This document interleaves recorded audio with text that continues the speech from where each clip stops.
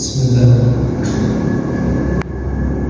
Na'udzu billahi as-sami'il 'alim minasy syaithanir rajim. Bismillahirrahmanirrahim. Ahayyikum bi tahiyyatil Islam, tahiyatan mubarakah min indillah. Pagi-pagi, lari pagi, siap lari pagi, sarapan untuk memang. Salam ini salam yang diajarkan Nabi, yang menjawabnya insyaallah sehat selalu. Amin ya rabbal alamin. Assalamualaikum warahmatullahi wabarakatuh. Waalaikumsalam warahmatullahi wabarakatuh.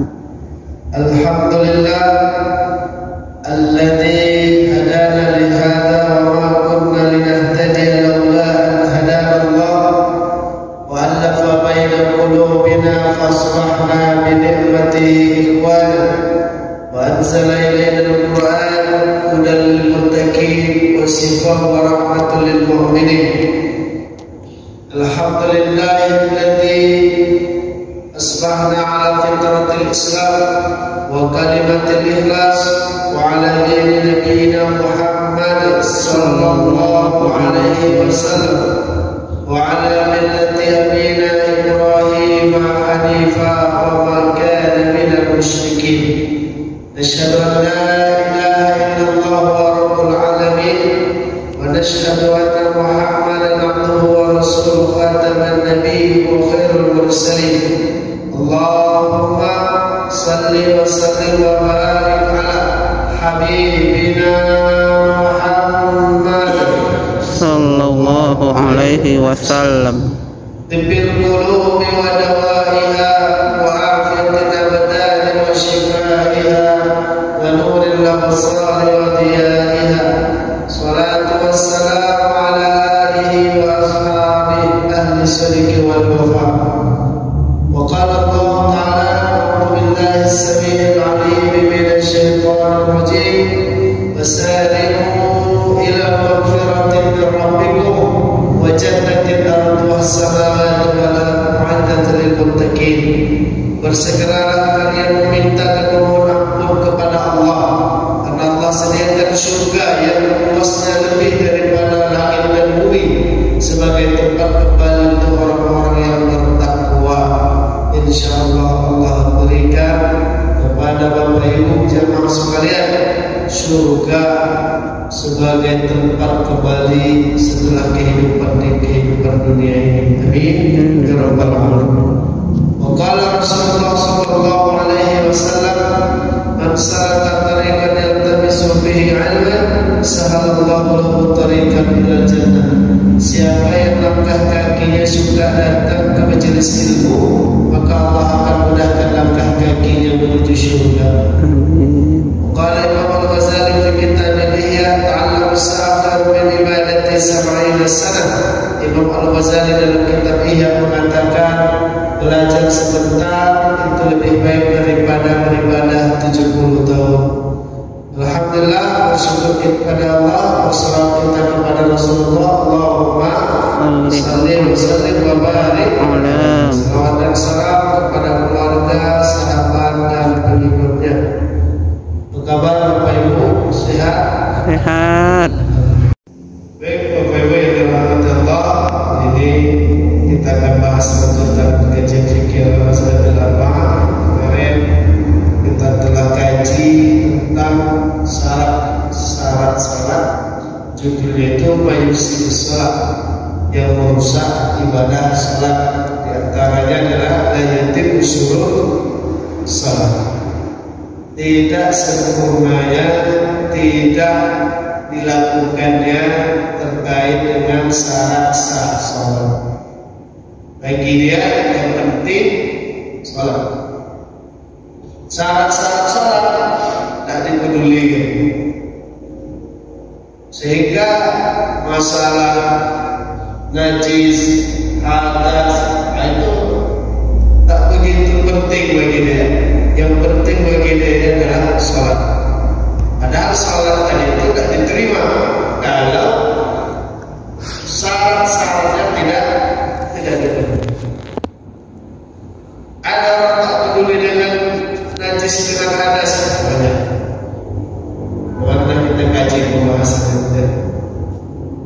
Terkait dengan kiblat juga, kemarin kita sampaikan adanya fenomena zaman kita sekarang ini kiblat digeser-geser. Masjidnya lurus, sejadahnya miring. Makmumnya lurus, posisi sejadah imamnya miring. Asal dia bisa imam dimiringkannya sejadahnya. Makmum yang lain tidak ada miring, lurus seperti ini biasa. Tapi pas dia diminta jadi imam, ada miringkan. Yang lain lurus, dia seorang miring. Kalau imam itu masih aman. Ini makmum sama makmum beda. Yang satu miring, yang satu lurus. Pas sujud Beradu-beradu. sujud macam nyentul bola deh. Dia miring-miring apa sejadah itu. Dengan alasan apa? Karena kita tanya, jawabannya satu bukan ada. Apa jawabannya? Kiblat bergeser. Kiblat bergeser. Jadi pikir, kenapa lagi kiblat bisa bergeser? Kalau bergeser kiblat, maka seluruh masjid itu juga harus bergeser kiblat. Jadi apa yang bergeser? Jadi sudah tak bergeser. Jadi sebenarnya bagaimana kita memahami kiblat ini, Bapak Ibu yang dirahmati Allah, dalam mengaji fikih mazhab al-arba'ah itu kiblat itu ada tiga. Kiblat itu tiga. Yang pertama al-kiblah bima'na al-Ka'bah. Kiblat itu artinya Ka'bah. Ka'bah itu kiblat. Jadi kalau kita lihat di kompas-kompas itu memang yang dibuat gambar Ka'bah. Ada orang masalah tunjukkannya gambar Ka'bah. Karena memang arti pertama dari kiblat itu adalah Ka'bah. Yang kedua, al-kiblah bermakna Masjidil Haram. Masjidil Haram kalau diluas lagi berarti.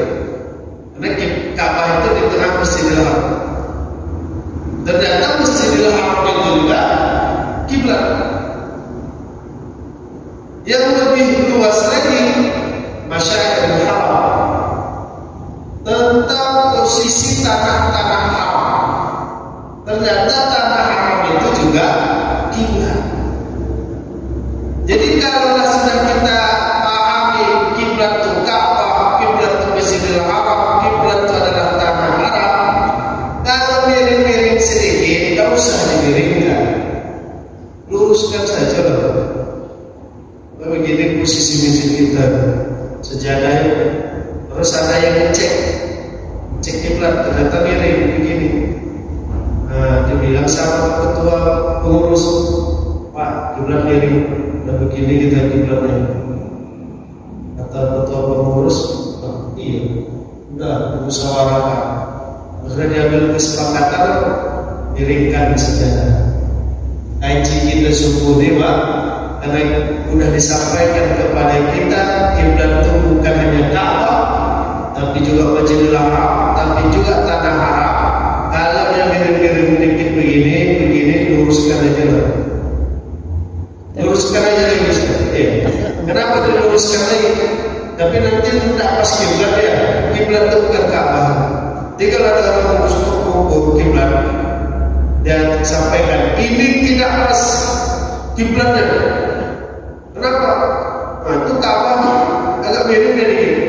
Nah, coba cek kompas itu bisa tak mengarah ke Masjidil Haram? Jangan ke Ka'bah yang Masjidil Haram. Oh, tidak bisa. Nah, berarti tidak usah dipakai kompas itu. Tapi kalau dia hanya bisa ke Ka'bah, tak bisa mengarahkan ke Masjidil Haram, tak bisa dipakai berarti kompas. Oh, bisa tadi.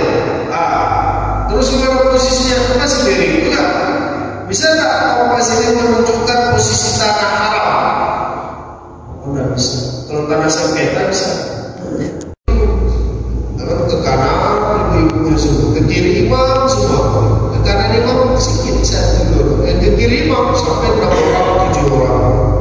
Nah, imam itu tetap posisinya di tengah. Jadi kalau ibu masuk, lihat posisi imam, kemudian lihat mana yang banyak. Kalau yang sebelah kiri imam udah banyak, itu sebelah kanan imam. Kalau sebelah kanan imam udah banyak, itu sebelah kiri imam. Yang jelas imam harus di tengah. Tidak boleh dia banyak ke kanan, tidak boleh dia banyak ke kiri. Apa Ustaz, tapi katanya kalau perempuan itu sebelah kiri imam, itu kalau sholat sendiri, imamnya satu, ibu-ibunya satu, suami, istri, betul. Suaminya jadi imam, istrinya sebelah kiri dia, betul. Itu kalau satu istrinya, kalau nanti itu istrinya. Ngajen Pak Ustaz.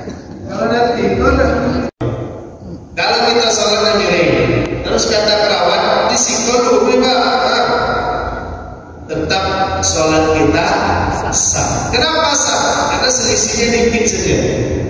Tapi kalau kita sholatnya miring, kemudian disampaikan oleh perawat, oleh dokter, oleh kawan sekamar, kalau sholat di kamar kita ini kiblatnya, kalau itu harus diulang. Kalau itu diulang sholat itu, balik dia bawas, miring sih. Ternyata kiblatnya kalau itu ulang. Tak bisa dimaafkan saja Ustaz, tak bisa. Dimaafkan itu dosanya ya, tapi amalannya tetap harus diganti. Kalau dosanya kan dosa kita. Terus kalau kita tahu ada orang yang kiblatnya salah dari lurus dia sholat, kemudian ternyata kiblat kita melintang, dia lurus sholat, kiblat kita melintang, maka apa tugas kita? Tugas kita hadapkan dia ke tempat kiblat yang benar. Jangan kalau udah salah kau biarkan. Hasilnya banyak atau enggak? Kalau enggak banyak, aman berarti. Tadi saya sholat miring. Kalau di sini Pak, lurus aja Pak. Berarti ada aman. Kalau dikit aja ya. Tapi kalau tadi, lurus. Di sini. Sana kiblatnya, geser lagi dan sana. Tak bisa kami bilang dalam surat Allah kan maha pemaaf. Ya betul, bisa dibilang begitu Allah maha pemaaf, tapi ibadahnya tetap tidak. Ini kadang-kadang orang kaji akidah dibawanya ke fikih. Kaji akidah bawa ke fikih, maka jadi kacau amalannya. Contohnya, dia masuk satu rakaat, salam imam. Salam juga dia. Awak nasihat, Pak, tadi Bapak tinggal satu rakaat. Kenapa ikut salam? Lupa Pak. Udah, dia aja Pak, tambah satu rakaat lagi. Kata si Bapak, udah usah. Kenapa udah usah? Allah kan maha pemaaf. Dia mau apa? Allah kan maha pemaaf. Tak salah jangan itu. Cuma kalau dibawa ke fikih jadi masalah. Sama dengan ada orang tak berniat. Nanti ada sholatnya ada yang mati wajib dia ada yang wudu dia ada yang zakat dia ada yang puasa dia ada. Tak begini ada dalam ibadah. Terus kita tanya kenapa tak dia? Apa jawaban dia? Allah kan sudah tahu kita mau ngomong apa, mau sholat apa. Ikut dulu. Pak, tadi dia tak sholat subuh. Enggak. Kenapa tak niat? Allah kan tak tahu kalau di sholat subuh. Kalau sempat dia bilang Allah tak tahu di sholat subuh, kafir. Jawab dia betul Pak. Allah tahu dia kan sholat subuh. Kaji akidah dibawanya ke fikih, gitu aja gitu. Kan kalau kaji fikih pakai fikih, kalau kaji akidah pakai akidah. Kalau dia adu-adu dia nanti bisa masalah. Jadi tidak perlu kalau mandi tidak perlu pakai niat. Kenapa tidak perlu pakai niat? Allah kan tahu kita mandi apa Ustaz. Terus ada juga orang memperasangkan niatnya dalam pikiran. Niatnya dalam pikiran, bukan dalam hati. Apa contohnya dalam pikiran? Dia dengar kata subuh, berangkatnya dari rumah. Kan itu sudah sholat subuh Ustaz. Dan niat itu. Kita dengar azan subuh, berangkat dari rumah untuk sholat subuh, dan dia anggap itu sudah niat. Padahal itu masih dalam pikiran. Niat itu bukan di dalam pikiran. Niat itu di mana? Di hati. Al-qasd menyengaja di dalam fikah, di dalam Bisa nggak kita kalau mau sholat subuh dari rumah udah dengar azan lalu kita anggap itu udah niat? Nggak bisa juga. Kesalahannya yang pertama itu masih di pikiran, belum di hati. Keinginan, masih keinginan, bukan dalam hati. Yang kedua, tempatnya salah. Niat itu beriring sama amal, sedangkan dia belum beramal, masih jauh lagi. Jadi tak bisa kita sangkakan itu dan niat itu sudah. Kadang-kadang orang bahkan hanya memang bertambah begitu. Jadi untuk sholat subuh itu tak ada niat. Udah satu tadi kan dari rumah tadi kan udah tahu sholat apa kan? Sholat subuh kan? Udah niat tadi. Kebanyakan agama yang baru-baru. Ini gaji yang berangkat ya. Saya dengar itu ada seperti itu. Agama yang baru-baru. Saya mau Baca bid'ah ini dia bid'ah. itu tidak ada saya buat sebelum takbir terus. Jadi saya buat kalau macam saya punya duit terus saya ambil dari ATM terus saya bilang ini saya mau zakat. Tidak ada dalam keinginan saya itu untuk berzakat. Jadi pas kasih zakat saya tidak perlu lihat lagi. Itu tadi sebelum Pak jawab dijawab lagi Bapak. Udah satu. Kata udah itu udah diniatkan di ATM tadi kan gitu. Padahal orang yang mau dizakat ini micin ini loh, dia pakai ATM Sudirman. Macam-macam. Kalau ada yang campur gaji itu jadi masalah. Apalagi kajian anak tuntas. Kemudian terkait dengan kiblat ini juga, Alhamdulillah. Kalau tadi kita salah dalam kiblat, digeser oleh orang, geser oleh kita. Tapi sekarang kalau sholat berjamaah ini banyak orang tak mau geser, tak mau dia geser. Kenapa Ustaz tak mau geser? Akibat COVID mungkin. Jadi masalah COVID itu sampai sekarang tak selesai di masjid. Beberapa masjid itu kalau di sini sholat. Apa masalah COVID? Sejadah, bawa sejadah masuk masjid dulu. Tidak ada masalah sebenarnya. Bawa sejadahnya tidak ada masalah. Masalahnya mana? Kalau dia bawa sejadah yang besar.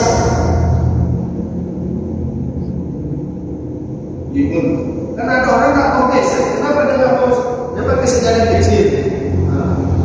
Padahal kalau di samping campur, dia mau geser mikir. Geser.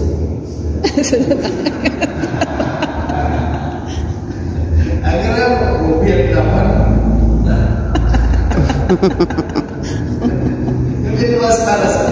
Tapi kalau kita pabriknya dapat.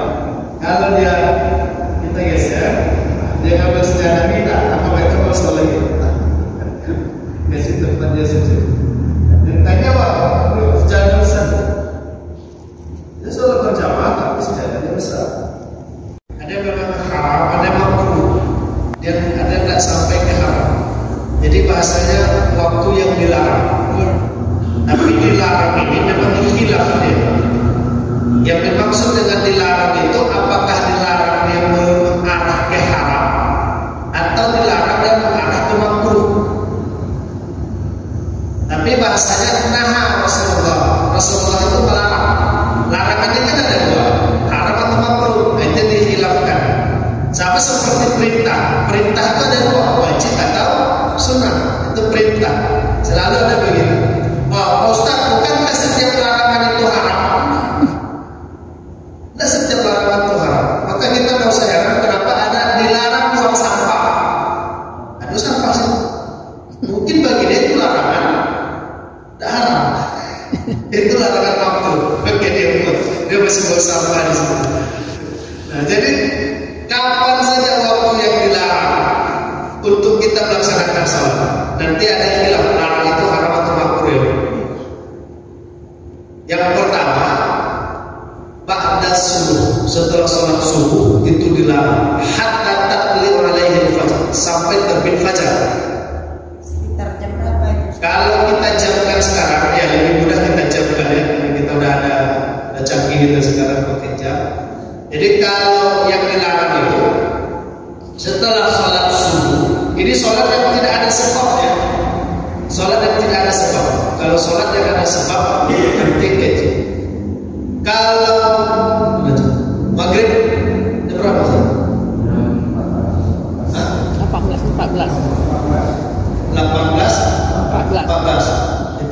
sengaja 18.15 kan.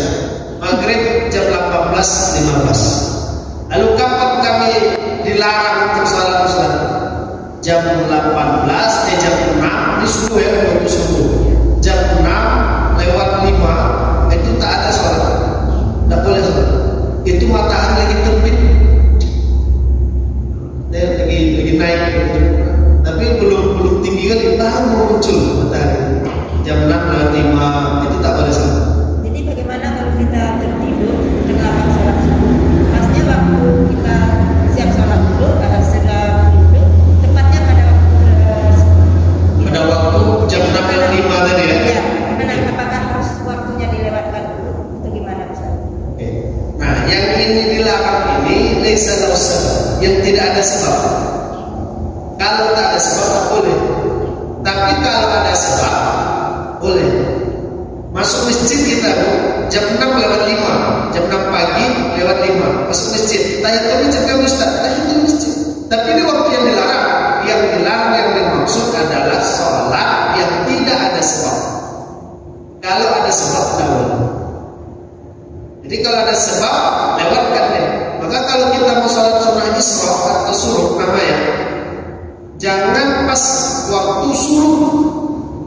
Jangan pas waktu suruh. Tapi lewatkan dari waktu suruh. Berapa menit ya? 10 menit. Nah, karena pas suruh itu matahari pas terbit. Kata Rasulullah, "Tala'atan bisyaitan." Matahari terbit itu dia di antara tanduk-tanduk setan. Itulah itu. Artinya waktu itu tak layak. Itulah. Jangan layak. Maaf setan itu besar juga tanduk. Pas suruh nih, kan dilewatkan tadi. Nah itu satu. Kemudian kalau siang kapan? Kalau siang sama 10 menit sebelum subuh. Dia 10 menit aja tuh. Karena tergelincirnya matahari. Kalau pas di tengah itu, nah itu loh pas tengah hari bahasa kita ya. Zuhur itu masuk kapan? Kalau dia tergelincir di antara dia pas di tengah sampai tergelincir itu sampai 10 menitan. Nah baru dia tergelincir. Kalau dia ada tergelincir masuk waktu zuhur. Tapi kalau dia masih di tengah itu tak boleh kita salat. Bagaimana kalau kami mau subuh Ustaz? Bangun kami pas jam 12. Zuhur jam 12 salat 10. Bangun jam 12 pas. Jadi belum salat subuh, belum. Kenapa belum salat subuh? Gara-gara tadi malam nonton bola. Boleh kan dia salat subuh jam 12 itu? Boleh. Setelah asar. Tapi lagi-lagi kalau tidak ada sebab. Jadi 3 waktu itu aja. 10 menit sebelum maghrib. Dan ayat 10 menit sebelum maghrib. Jadi itu yang dilarang. Tapi dilarangnya tidak sampai diharam. Kadang kan bahwa macam waktu subuh itu Ustaz, kan ada yang sama yang dia terlambat bangun. Pasnya di waktu yang dilarang tadi kan lewatkan dulu baru sholat subuh katanya. Oh, betul. Nah, jadi bingung mana yang sebenarnya. Padahal Rasulullah SAW pernah kesiangan juga dan Rasulullah tak menunda-nunda. Yang kedua Rasulullah ada perintahnya Fassalli mata dakar. Kalau kalian berada waktu sholat, lalu kalian sadar, sholatlah langsung sholat. Ada tunda. Berarti sholat sunnah yang Sholat sunnah yang tidak ada sebab. Kalau ada sebab boleh.